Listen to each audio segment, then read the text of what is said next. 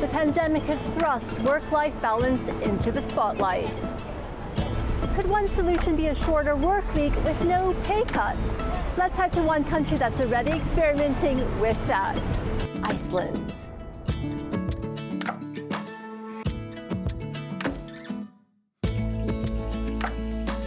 Iceland started trialing shorter working hours back in 2015.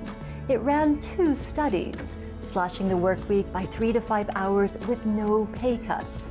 Well-being dramatically increased and productivity stayed the same. Arna was one of the first to trial shorter hours. She now finishes work at noon every Friday. On Friday I will go into the university, or when it's not school I can cycling or hiking and have more time for myself. It has helped me to spend more time with my children and experience less stress. The public health benefit is that our well-being is much better. Arna's boss says working less hours has motivated employees to work harder.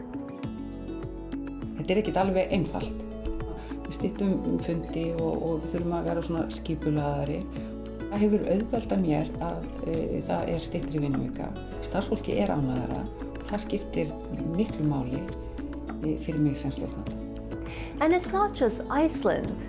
Jobs website ZipRecruiter says the number of job postings that mention a 4-day week has tripled in the past 3 years. Now, a century after the invention of the weekend, more companies are adding another day. One of those companies giving employees Friday off is Berlin-based tech firm Awin. Our fundamental belief is that happy, engaged employees that have a healthy work-life balance will produce more, will be more loyal to the company. You know, it's a huge benefit to the company and a great tool to aid retention and for hiring. We operate in some of the most competitive employment markets in the world. So this is one of the critical tools in our arsenal. In the US, Kickstarter will start a trial next year. Unilever is doing one already in New Zealand. Parliament in Spain has been considering subsidizing companies in the Spanish economy to test a 4-day work week. Even in Japan, which has a word for death from overwork, we have seen the parliament considering, supporting 4-day work weeks with a government-sponsored subsidy. Check-in is a remote working software company headquartered in Sweden. After it implemented a 4-day week, productivity increased. When it comes to measurable KPIs, we have seen a 12% increase in productivity.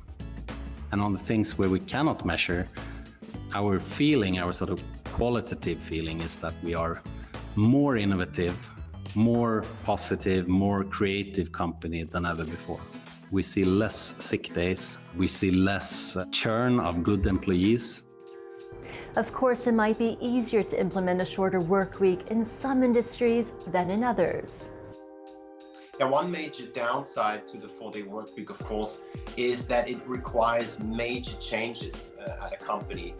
Anything from changing contracts to changing the way the week is set up in a company, to the way customer requests are handled.